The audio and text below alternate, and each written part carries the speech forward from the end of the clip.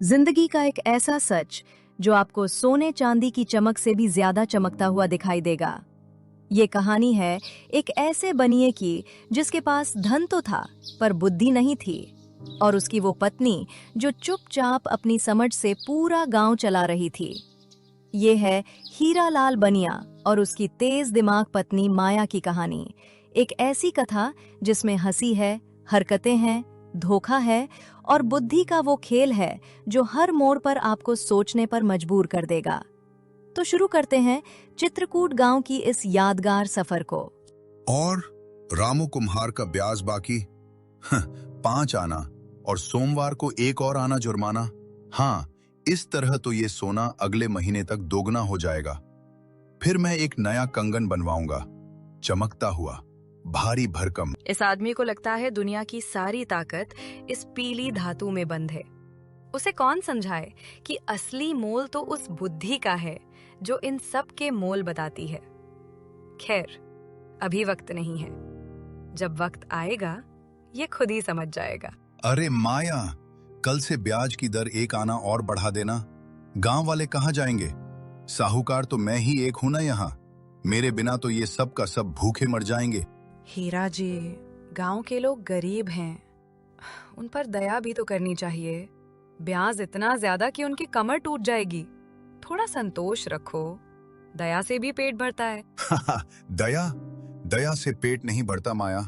सोना ही राजा बनाता है, सोना ही भगवान है। जितना सोना उतनी ताकत, यही सच्चाई है दुनिया की। और इस तरह हीरालाल अपने सोने के सपनों में खोया रहता, ये नहीं जानता कि उसकी असली दौलत तो उसके ठीक सामने बैठी है, जो चुपचाप उसकी हर मूर्खता को समझ रही है और इंतजार कर रही है सही वक्त का।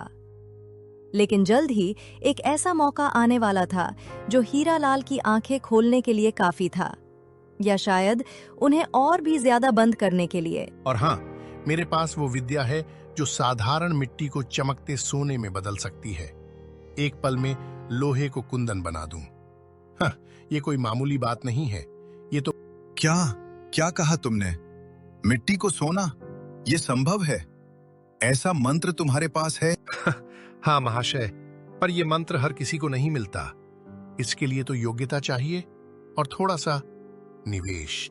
ले लो, जो कुछ भी चाहो, बस मुझे वो मंत्र दो। मेरे पास बहुत सोना है और तुम्हें और भी दूंगा। तो सुनो, तुम्हें चाहिए 300 ग्राम शुद्ध सोना, 7 सफेद कबूतर और एक नीला पत्थर जिसमें चांदी की लकीरें हों।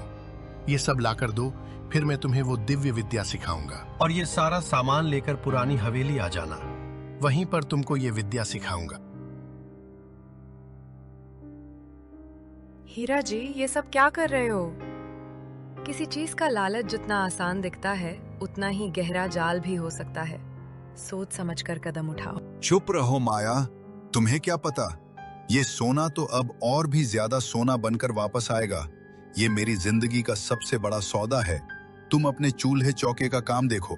और इस तरह लालच के अंधेपन में हीरालाल ने अपनी सारी समझदारी को ताक पर रख दिया। वह उस जाल की तरफ बढ़ चला जिसे बिछाने वाला शिकारी खुद मुस्कुरा रहा था।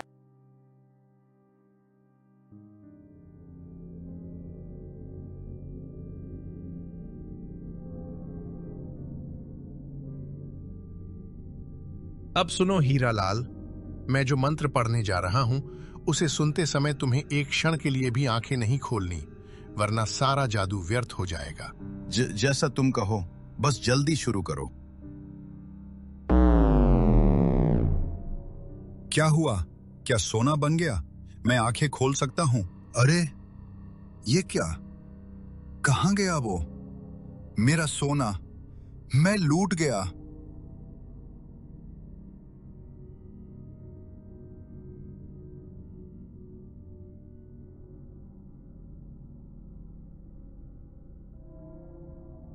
अंदर आओ हीरा जी, तुम रात भर कहाँ थे? माया, मुझे धोखा हो गया। वो बाबा वो सब लेकर भाग गया। पहले पानी पी लो। अब समझ में आया? सोना जमीन में नहीं, समझदारी में होता है। लालच का फल हमेशा कड़वा ही होता है। तुम सही थी माया। मैं बहुत बेवकूफ था। पर ये तो सिर्फ शुरुआत थी। हीरालाल की मूर्खता का फायदा उठाने वाले और भी लोग इस गांव में मौजूद थे और अब वो अपनी अगली चाल चलने को तैयार थे। सुना है हीरालाल फिर से मूर्ख बनने को तैयार है। उसके पास अभी भी काफी सोना बचा है। हाँ, इस बार हमें कोई नई योजना बनानी होगी, कुछ ऐसी जो उसे सीधे हमारे जाल में ले आए। मैंने एक योजना बनाई है। कल से गांव में अफवाह फैलाते हैं कि पास के जंगल में राजा का छुपा खजाना है।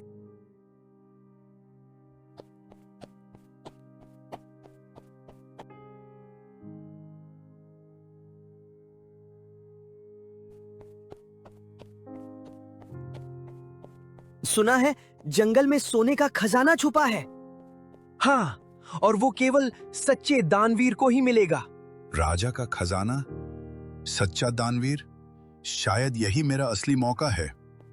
हीरालाल ने गजोधर और बलवान को अपने घर बुलाया है। गजोदर भाई, क्या ये खजाने वाली बात सच है? मालिक, ये बात गुप्त रखनी होगी। खजाना केवल उसे ही मिलेगा जो बिना लोभ के दान दे। जी हाँ, आपको शुद्ध सोना जंगल में ले जाकर मिट्टी में दबाना होगा। 3 दिन में आत्मा प्रसन्न होगी तो सोना दोगुना होकर वापस मिलेगा। कितना सोना चाहिए? 4 सोने की चूड़ियां और 2 सोने की ईंटें काफी होंगी।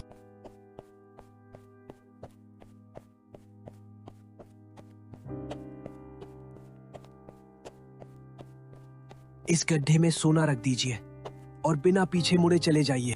हीरालाल सोना रखकर चला जाता है। जैसे ही वो जाता है, गजोधर और बलवान सोना निकालने के लिए आगे बढ़ते हैं।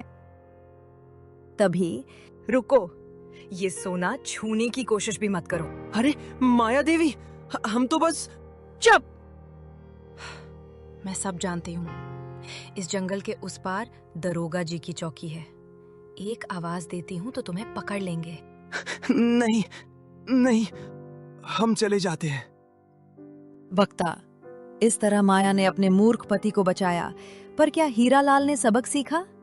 जवाब है नहीं, क्योंकि अब एक नया और ज्यादा खतरनाक खिलाड़ी मैदान में उतरने वाला था।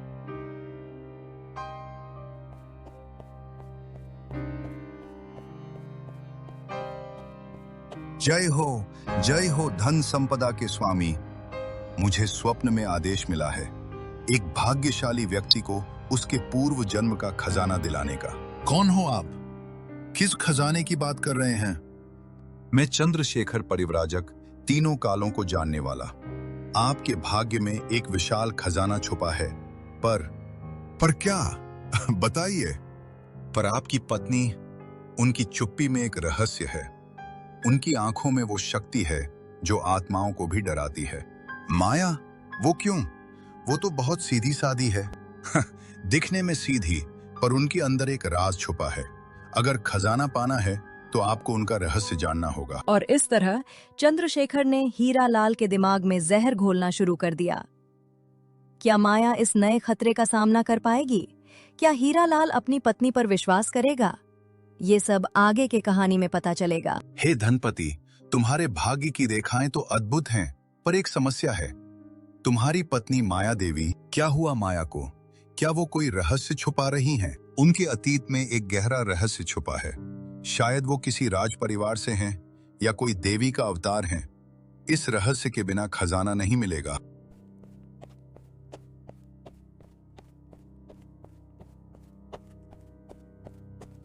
माया, तुम कहां से आई थी? तुम्हारे माता पिता के बारे में तुमने कभी कुछ नहीं बताया। क्या बात है आज? अचानक इतनी दिलचस्पी? पंडित जी कह रहे थे तुम किसी बड़े घराने से हो। शायद तुमने हमें छोड़ने का सोचा है। सुनो हीरा जी, अगर मैं किसी राज परिवार से होती तो क्या तुम मुझसे विवाह करते? नहीं, शायद नहीं। पर तुम हो कौन? तुम मेरे जैसे मूर्ख के साथ क्यों हो? क्योंकि जब पूरी दुनिया तुम्हें मूर्ख समझती है, मैं तुम में इंसानियत देखती हूँ। और जिसके पास इंसानियत हो उसके साथ रहना मेरा धर्म है।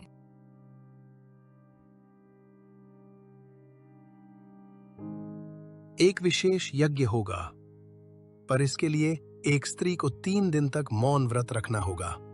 माया ये करेगी, वही कर सकती है। माया शांतिपूर्वक सिर हिलाती है, सब कुछ स्वीकार कर लेती है। हाँ हाँ, मैं जानती हूँ सब। चंद्रशेखर, गजोधर, बलवान, सब डरते हैं मुझसे। अगर मैंने मुंह खोल दिया तो सबका भेद खुल जाएगा। हीरालाल ये सब सुनकर हैरान रह जाता है, उसे सब कुछ समझ में आ जाता है।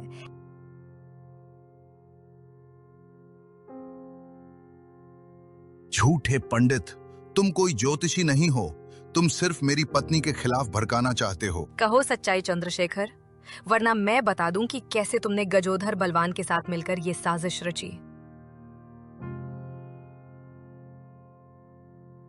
माया, मुझे माफ कर दो, मैं तुम्हारी अकल को नहीं पहचान पाया। मैं भविष्य देख सकता हूं, हर किसी का अतीत जानता हूं, मैं तुम सबकी किस्मत बदल सकता हूं।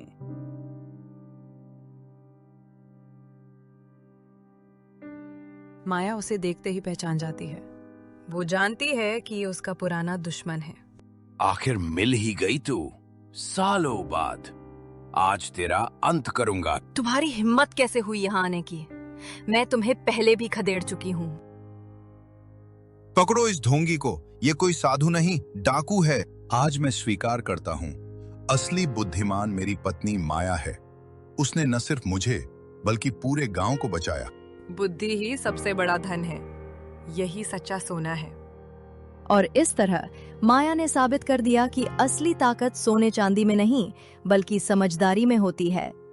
ये कहानी हमें सिखाती है कि लालच बुरी बला है और बुद्धि ही सबसे बड़ी संपत्ति है।